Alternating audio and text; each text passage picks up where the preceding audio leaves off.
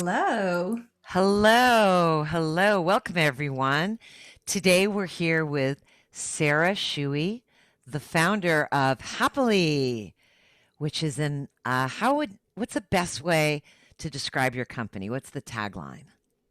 Well, Happily essentially produces world-class virtual events, and we do this with the largest and most diverse network of event specialists. So you are an event production company. Yeah, in a way, yeah. Fantastic. So I've known Sarah for a few years here, and she is one of those people that has a genius zone around events and bringing people together that goes far beyond anything I could do. And I really love learning from her. She produced an event for us that was terrifying for me and incredibly wonderful. And it was very good for our business. Sarah has moved from physical events to virtual events. And today she's going to tell you the story of how that happened, what she learned along the way, and is going to share some hot tips about making your virtual events run better that are based on a lot of tough lessons that she and her team have learned over the past year or two. So, welcome, Sarah, to the Game Thinking TV. Thank you so much, Amy Jo. I mean, and like hats off to you because I feel like you were one of the first collaborators that we had who did a hybrid event, right? Because we were live streaming your summit, your game thinking summit, and you had a whole separate curriculum for folks that were dialing around the world, and like we learned so much from that experience as well. It was super cool. You're always like ahead of your game. So Well, thank you. And, I look back on that. It was hair raising, it was difficult. I got several amazing clients out of that live stream that we almost didn't do, that only came in and only learned the powerful tools that we teach because we put up that live stream. So it's amazing to see the results when you maybe think nothing's happening and yet you find out what an impact you've had. So let's start back when you worked at TED, because I know you came out of that experience, which is something very few people have ever had. So tell us about working with TED, running events there, launching your company, and where you're at today. Give us a whirlwind tour of your background with live events. yeah, sure. So live events is the only or events is the only career that I've had, and I've been doing it for about 20 years. I started my business in 2006. I found out about TED in 2007. Got a really amazing opportunity to work with TED in 2008, and then was one of the first like 10 or so people there at TED after Chris Anderson took over and put the talks online. And what I was, responsible for was helping TED democratize and pull out of like it was a very popular, very inspirational, like useful, like exclusive event. It started out as a dinner party series, actually, like about a little over 20 years before I came along, and then grew into this like kind of conference of people who have ideas that are worth spreading. Chris Anderson came in with his vision to take those ideas and bring them to the internet and allow anybody to be able to listen in on those ideas. And then once he opened it up to the internet, there were people from all parts of the world who are like, how can we bring TED to our country? And so Kelly Stetzel, who's my collaborator over at TED Active, which I became a co-founder of. Kelly Stetzel had this idea of doing a satellite conference that was like the lobby. So it was like an experience where we could watch the TED Talks live, and we also were basically live streaming via satellite. But the experience of watching it was one where it wasn't like you're in an amphitheater, and it's like everyone has to shush. It's like it was much more experiential. And so that started out first as something called TED at Aspen, and then evolved into TED at Palm Springs, which then and then I came in and we evolved that into TED Active, which The vision that we had for TED Active was to essentially create a retreat that would incubate and accelerate new distribution models for ideas worth spreading. So TEDx, TED Fellows, TED Ed, all of these sort of like new programs and communities that were kind of hovering around accelerating those ideas we're spreading would those organizers and those key players would kind of mothership in and like dial in to TED Active.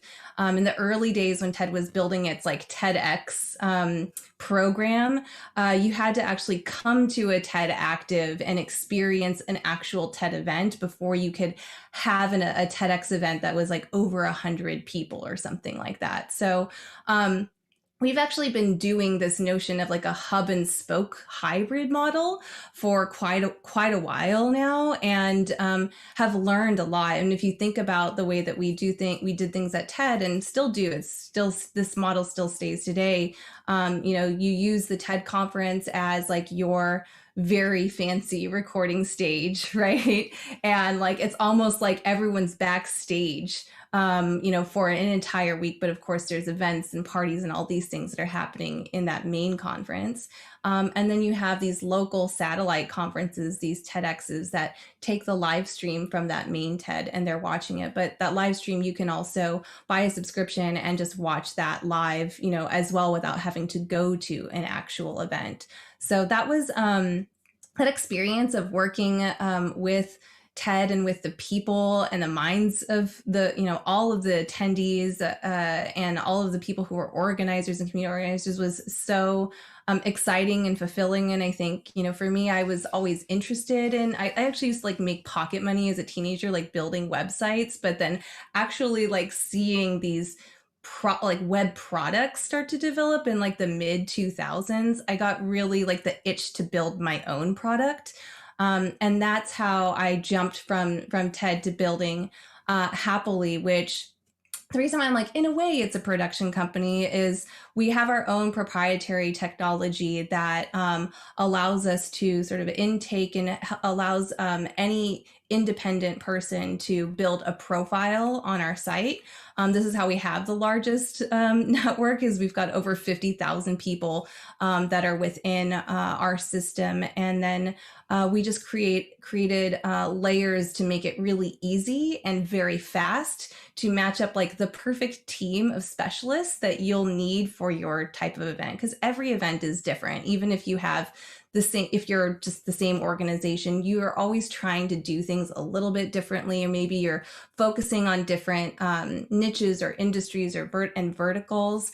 And so we kind of approach things of the mindset like the same production company, the same production team isn't great at everything, right? So really what's going to produce the best results and create a lot more of that interest and diversity is to put very, very like specialists into unique roles and to change that up project to project. Great. So you bring together all these event specialists and then are able to deploy them on projects with a good matching versus just throwing people at the event. Yes, and what that allows for us to do it Happily is like we do all kinds of events. Like this week we've done a virtual memorial, so like a family event, right? But then all the way to we're organizing a major nonprofit fundraising galas, we're organizing large summits. We're doing the Startup Grind Summit next month, and we were even able to actually be a part of the DNC. So the DNC went virtual, and we had like a week of runway to actually put together 3 kind of broadcast studios essentially, and spin up over 30 hours of live streaming with over 500 speakers, kind of the most powerful people in the Democratic Party, and build a virtual event, like spin that up super, super fast. And again, all with people who have like never worked together as this unit ever before, but because everyone's coming in like knowing like we've got a video editor who specializes in this, a streaming engineer who specializes in this, we're able to do that with professionalism and polish. Fantastic. That must have been so exciting. So, in the last Exhausting. exhausting, exciting, high learning, the whole deal. So, in the last year, all of us have shifted to virtual everything. Virtual education, virtual events, virtual meetups, virtual happy hours. And the trend that you're talking about that you were really on the cutting edge of with your TED experience, this trend toward hybridization and live streams and the person on stage really being a fancy set for recording, that shift has been going on for a while, and it was 100x accelerated by the pandemic. And your company, of course, is in the middle of it. I think a lot of people are struggling to take what they're used to doing as physical events and turning them virtual. There's a lot of, let's be frank, crummy virtual events. There's a lot of crummy live events too, though, right? So good point. Right. So exactly. There are a lot of crummy live events, but you don't just like when you make education virtual, you don't just do exactly the same thing and shift it online. When you make a great virtual event, it's not just streaming exactly what it would be. There's a lot of decision making and thinking about, well, because this is a virtual event, this is what's going to work really well.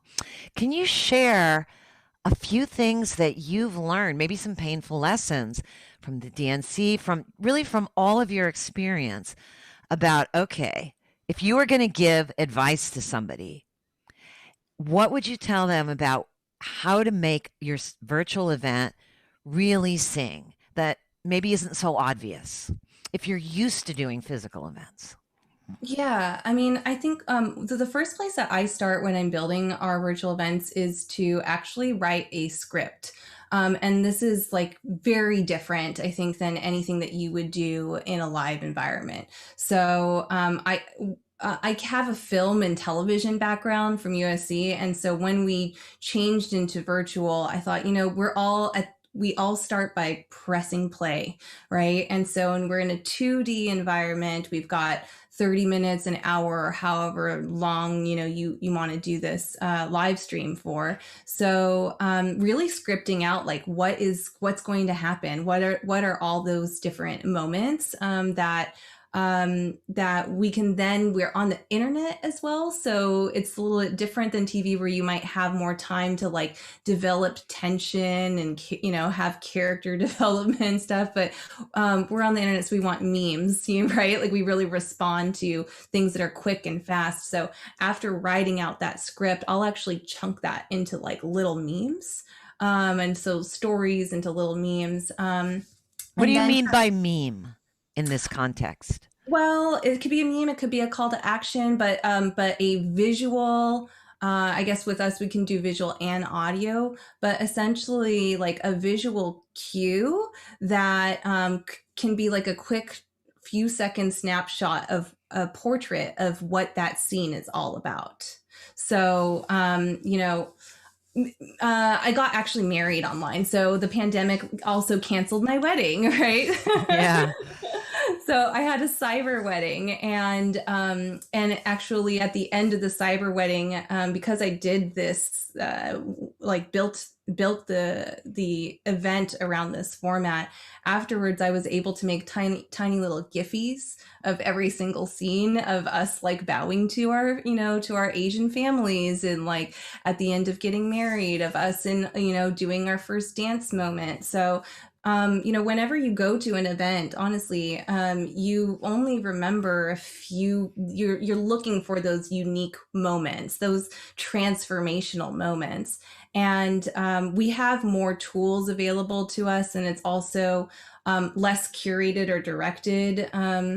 because it's like an open world environment, right? In a live event. So we as organizers and producers and directors really need to create and put a lot of effort into designing those memorable moments and showing those on screen. So that's fantastic. I think thinking of your event as a series of moments, of key moments, and thinking of those moments as memes is a really brilliant way to get your head around what makes a good virtual event. Another thing that you mentioned was your live wedding. I was there. It was fabulous. And that event had a quality that you now see all the time in virtual events that you sometimes would see in a physical event as well, which is a mix of pre-recorded videos with live streaming. Now, in the before times, in the old days, you might go to a conference and they start the conference with a 5-minute pump up video, right, of some sort, and then people come out onto the stage. That's very typical. Now, in a virtual event, you might do things similar, but you might also record something from someone that couldn't be live, and you can't necessarily tell the difference between them not being live or not. So as you've moved to virtual, if you've run, I'm sure, dozens of virtual events, Yeah. what best practices have you started to pick up and learn about mixing pre-recorded and live video? Yeah, I like to so for folks who are, there's just some people who are too scared to go live. They're like, what are people going to say? We don't know these, what these speakers aren't going to submit a script and they could always go off script, whatever. For those folks, what we've learned is that you can do a fully pre-recorded show. The benefits of doing a fully pre-recorded show is that your video transitions can be like butter, right? But you might miss out on significant moments. And so, especially last year, there was some crazy newsworthy story happening every hour. And for example, the Survivors Summit, we did this festival with Me Too, National Women's Law Center, and like 18 other amazing, brilliant, like nonprofit organizations to create the first summit for survivors of sexual violence. And our RGB died the week right before or the week right of, and we had a fully pre-recorded show, and so we missed out on having people like comment about that and like pay respects, even though RGB was a part of the show anyways, right? This before her passing. And so there is, by going fully pre-recorded, you risk being tone deaf a little bit. It's not tone deaf, but like missing out on an opportunity is a better way to describe kind of being in the moment and being present and being live. So that's something that we definitely learned. And then going from so I would say like putting a live MC, if you're going to do all recorded, put a live MC at the beginning and the end at minimum, really helps. And, but I personally, I love going live. I love that it feels like it's happening right now. I love seeing the mistakes. It feels human, more human, honestly, to me, because we are like flawed and imperfect people. So, I think that there's a place for both.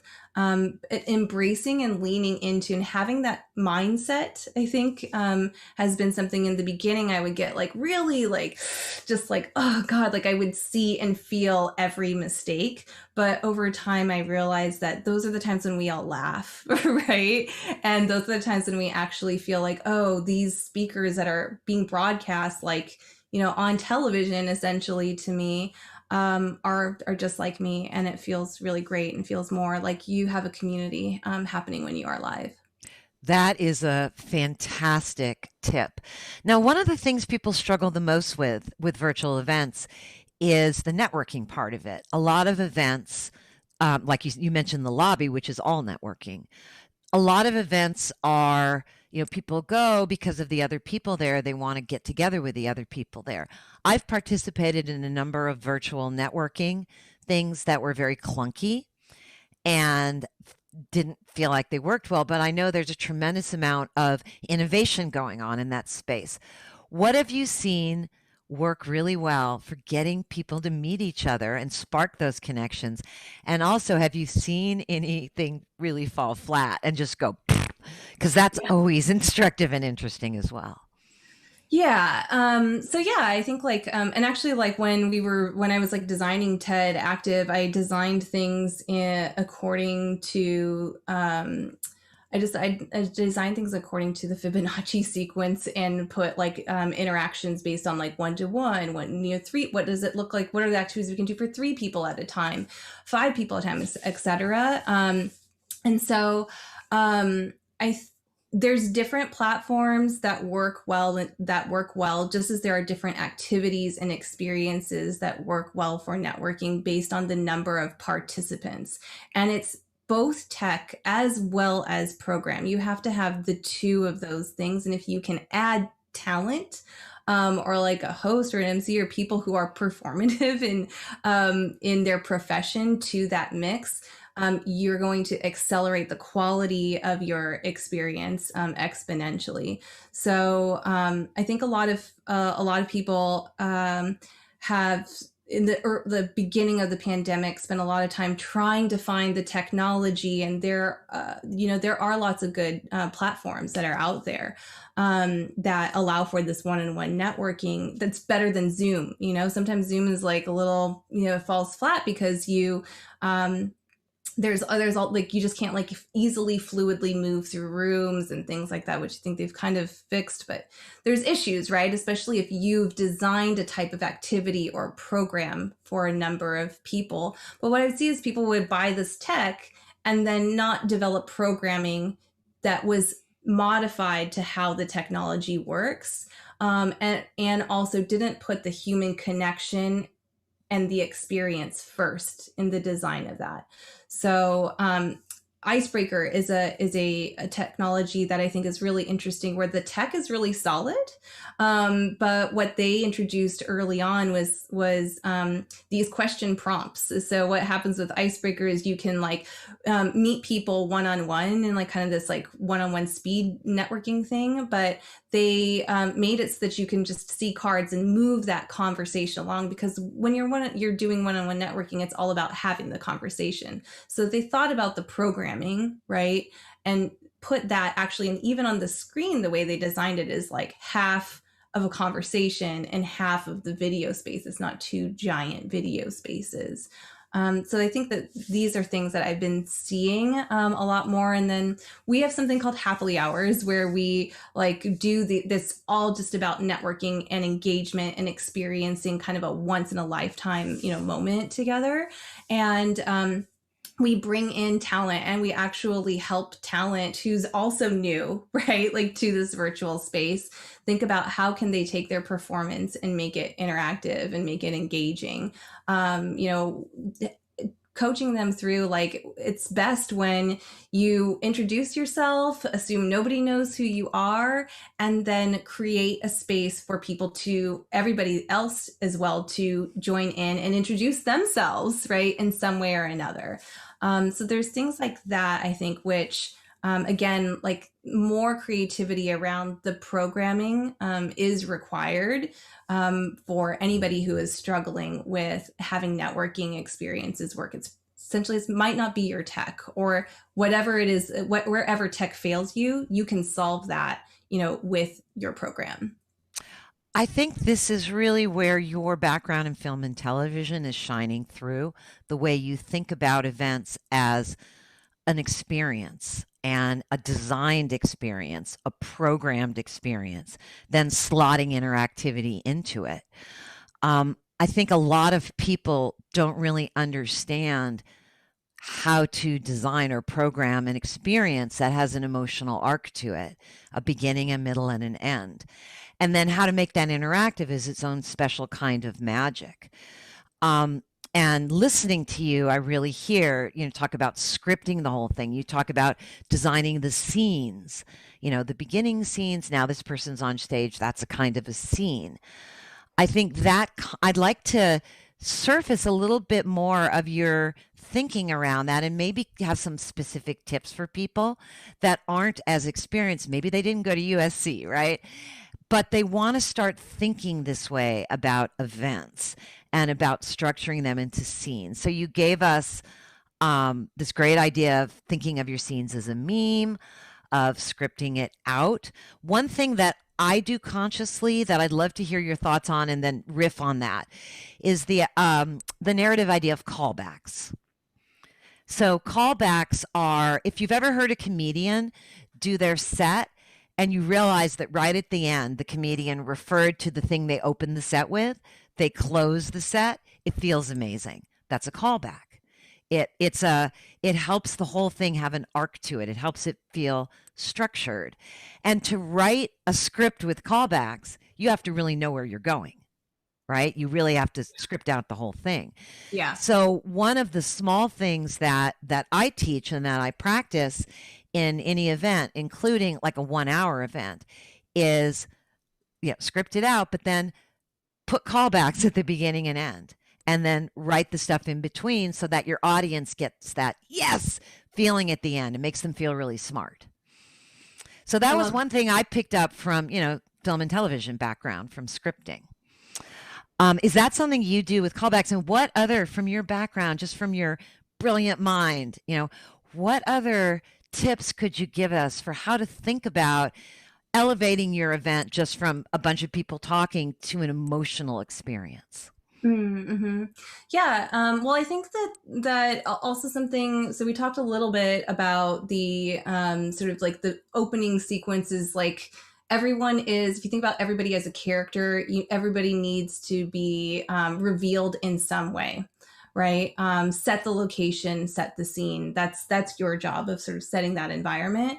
And then also allowing and giving folks permission to be a part of that and to be a character in this. I really think of virtual events as a new genre of media, right? So in this new medium. But within a traditional script, you have a beginning, introduce the characters. You have sort of this middle, like the challenge is introduced and there's this climb. He's like actually like kind of has this almost like it's not a bell curve because it doesn't end, but what you want is everybody to come in better than or to leave better than the way that they came in. And so you climb up this hill, you have this moment of climax. There's a little bit of, and then the last scene is resolution, right? And that's where that callback hits, where you actually, that yes feeling comes when you as a participant actually can look back and see how far you've come in the time that you've spent together, right? So actually in that climactic moment is the point at which your character has that aha, right? When that character truly evolves, and that and you're called to action, right? So a lot of folks, they're doing these webinars, summits, fundraisers, even weddings, right? Like whatever, any kind of event is sort of like you want your guests to experience the same thing, to have this aha moment and ask them to do something with you. So take that call to action and then think through what are all the different types of emotions that people will have leading up to that. And that's going to be your middle part. So they might be suspicious, right? If you're like, buy this product. And you have to think about like, okay, well, how do we take that suspicion? And I think you recognize those emotions, and you're trying to recognize those emotions on screen and evolve those, like bring everybody with you to evolve those. Or maybe the emotion is from a super fan, right? Who is like ready to like take that call to action that you've laid out. Then you have to think about like, what's the experience that you bring with them? You're like, you're taking their energy, and how can you mix that with the energy, or like introduce them and spotlight them and give and present those to those people who are suspicious, right? So you start to make these connections between different persona types. And you're doing all of this sort of like alchemy, right? Until you get to that point where you feel like everybody is going to be in the same place of receptivity to your call to action. And in that moment of your call to action, that's when you bring in the special effects, or that's when you think about like who is the best person, or what is the best way like to actually pull out the emotion of not just being receptive to something, but actually want to like push that forward. And then you think through all of those things, and then you start to pull that together. And I think that scripts, they get rewritten over and over and over and over again. So also know that like however way you build up your call to action, be ready to adapt and change that. We sometimes we are changing things like on the day of, which is crazy, right? So which it would be crazy, I think, to most production companies. Like your production company usually is like, nope, we got to get everything 2 weeks in advance. But in this world, right, where things are moving and changing really quickly, and emotions are changing really quickly, right? We also have to make sure that we remember that this is live, and this what we're doing is a cultural artifact to the moment. And we need to also like be prepared to evolve our story so that it can have that like transformation that we're looking for. So, one of the big takeaways I'm hearing is to really think of your event as an emotional journey you're taking the participants on, and deeply recognize that events are not just information sharing. They're an emotional experience. They're a social experience, and designing that experience with intention and making sure you don't drop people on the floor emotionally is incredibly important. Just having that recognition. I remember going to an event years ago that made me realize that it was a Beikai, no, not Beikai, a Kai event, which is the user interface academic worldwide group. And it was this wonderful performance of crazy, weird music, right? And not usually something you would hear. And I was I traveled across the country to go to this event, went to this auditorium after all the scientific talks, and they did this musical performance. And then they just like dropped the ball. Like there wasn't, the big applause afterwards, and then, the encore and all the things you expect that give you that emotional experience from any kind of live performance. They just did it. And then they were like, okay, thanks, and just kind of walked off the stage, and people kind of milled around. Nobody was in charge of it. And it was like having a bowling ball in my stomach. It was like up, up, up, up, up, just drop.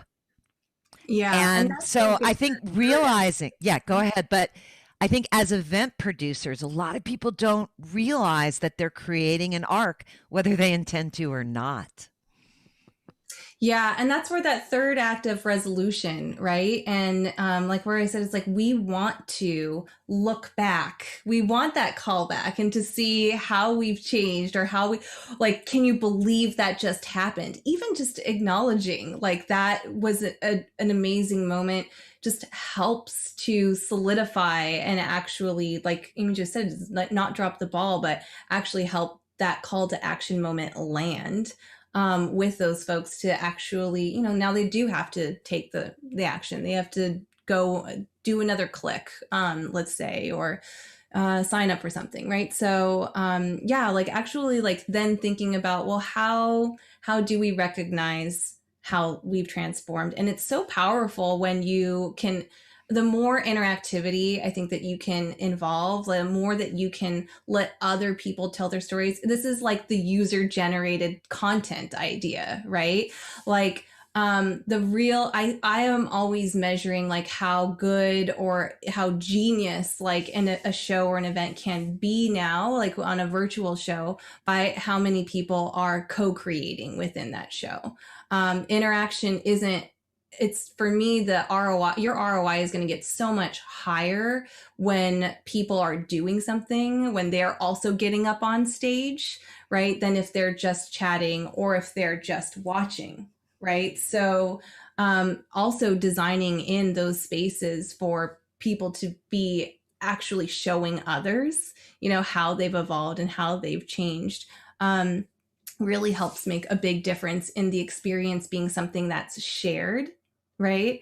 And validated as something very special versus, just another talking head, I guess. Could you give us an example that you've seen or been part of where there was some great user storytelling and interaction just to spark some thinking about how to do that? Yeah, I mean, I think that this works really well in the fundraising environment. So, there are folks when we are working with our nonprofits about the storytelling of their fundraiser. We're like, okay, show us the stories of the people who we're actually benefiting. How does this community change, right? Um, and and then afterwards, I think as an example, it's like you maybe watched this fundraiser gala and you saw these celebrities and talk about how how they got involved with a nonprofit and why they changed. But then you're watching the story of young girls who there's a nonprofit that we work with, Equality Now, and they actually help change laws in countries that protect girls, and so girls and women, but primarily, so girls is a big focus, and so we unroll the story of what girls have been going through, right, before laws that ended child marriage happened, right? So actually seeing that experience and then the resolution of being inside of like a room where you can interact, a Zoom room, even just as a watch party, if it's a broadcast, you being in that room and then being able to share wow, I had no idea, this is amazing, or people would share stories, this also happened to me, this is why I'm involved. It just makes the experience to be one that becomes a part of you and a part of something that you feel really compelled to act on, versus an experience like a story or a movie that you just watched and you're sort of passively observing. Beautiful. So I'd like to bring things right down to tactical, practical earth and talk tools. I know people are always interested in what about this tool? What about that tool? What do you use? So could you tell us about your tool stack? I know right now, for instance, we're using Restream to manage this stream. So tell us about the tools that you rely on now in your business running virtual events. So we are primarily using Zoom, I would say, and we use Zoom in lots of different ways. Just because we'll work with large enterprises and Zoom's pretty much in everyone's cleared for security, right? So we're just hacking all different ways of using Zoom. We also we'll use Restream. Prior to Restream, we'll use mixing software. So we have streaming engineers, shout out to Chris backstage with us, who is a wizard with OBS and has all these other patches and sort of settings and stuff for actually compiling the experience. So we're being recorded inside of a Zoom. It's going into OBS where the brand wrapper is on top of that. And then we'll use Restream to distribute in multiple places at once. So today it's in YouTube and in LinkedIn Live, but we can also do things in 16:9 and 9:16 at the same time and be sending it to your Instagram Live, right? So OBS, I think, the magic combo for us is Zoom, OBS, Restream, and then it lands wherever, Vimeo, YouTube, Facebook.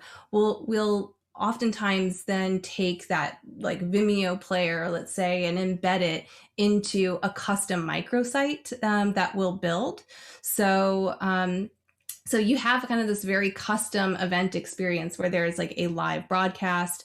And then inside that website, I mean, you can then launch your Bevy platform or your Zoom platform or your, lots of other things. We also have seen folks who are clients who use Mighty Networks in a really interesting ways, because I think one of the greatest things about virtual events is that you can start having that like post-event engagement right away. So using a platform like Mighty Networks allows you to start conversations, do teasers of speakers and all that stuff beforehand.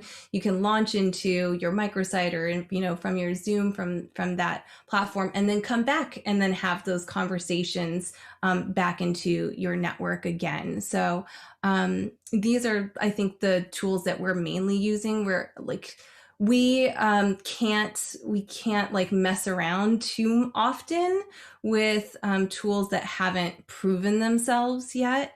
And we all use Zoom, right? And we all struggle with Zoom, and Zoom has like what, billions of dollars or something like that, right? And like they have all the money to hire the best engineers, and yet still. So I'm always, whenever there's like newcomers and new technology that's like 6 months or something old, I love to experiment and to play with them, but it takes me a little while before I'll like actually adopt any of them and make them like, there's a lot of platforms that want to be like the end all be all, and sometimes it makes me just a little bit like sort of nervous. And it also kind of constricts you a bit, because you're ultimately still going to use Restream and have backup recordings and want to be using this afterwards in other places.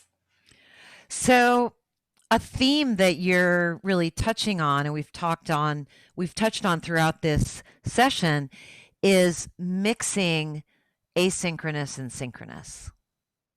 Asynchronous being Mighty Networks, and then this really smart, seamless mix of asynchronous conversation, which of course is much more convenient because not everyone has to be live, punctuated with synchronous live events that are also recorded. So if you happen to miss it, you can watch it later. That sounds like the future to me. And it sounds like people that get very, very good at that blend perhaps are going to be in high demand as event producers. Yeah, I mean, look, how many windows and apps do you have up on your desktop right now, right?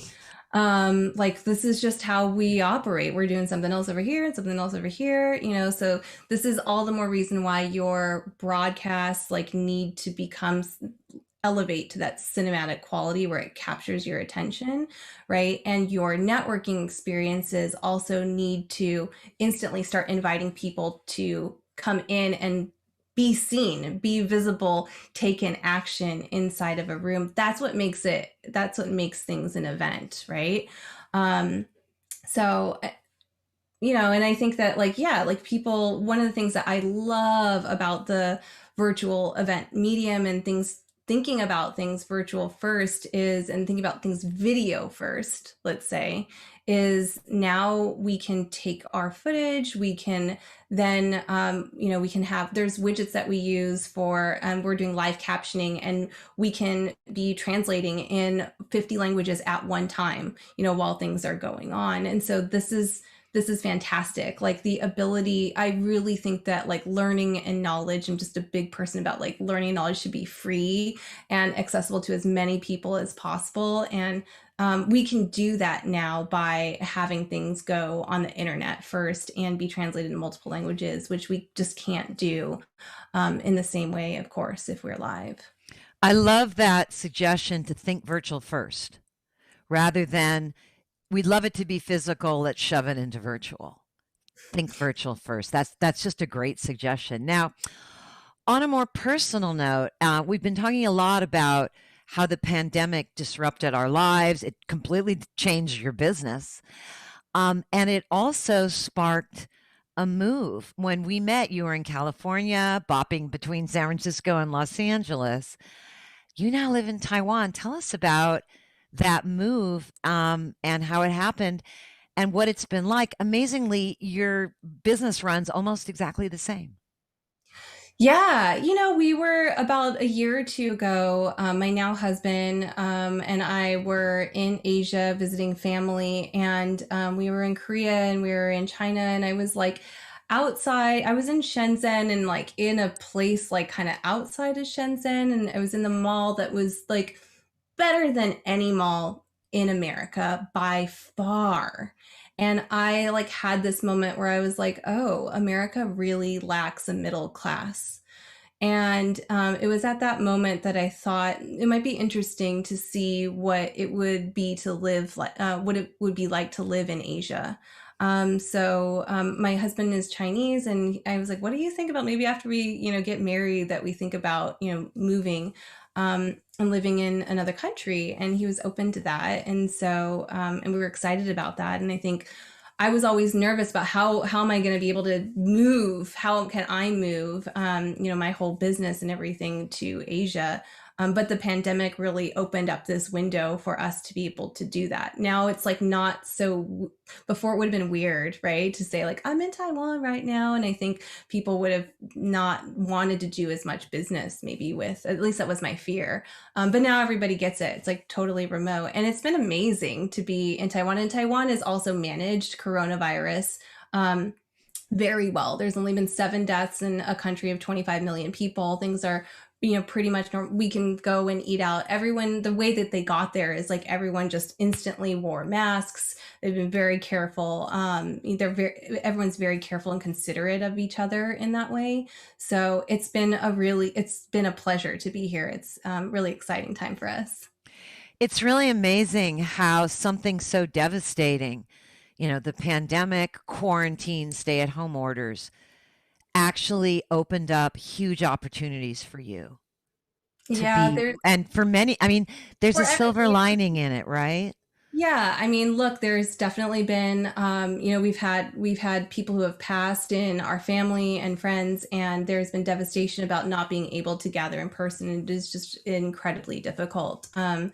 I'm in the event industry where 90% of the people that are in the event industry are out of work, right? So there's a lot of, of course, like a lot of challenges that we've all had to overcome. But I think that's like, it is actually like, I think a uniquely American thing to sort of see a problem and think about like, okay, well, what are the solutions and what's the fastest path, for us to get to that solution and ship it.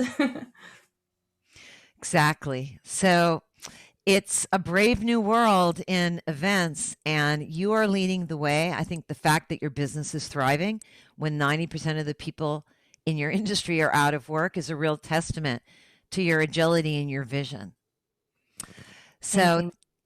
thank you so much for joining us and setting this really fun higher end streaming event up. It's an incredible pleasure to learn from you, and I hope that we get to collaborate on some events in the near future. Yeah, me too. It's always great to chat with you. Thank you so much, Amy Jo, and hi to all my game thinking friends out there. Looking forward to seeing you as well. We'll put links to all the things we referenced, to Sarah's company, and to some of the tools so you too can get started running excellent virtual events. Thank you, everyone. See you soon. Bye. Bye.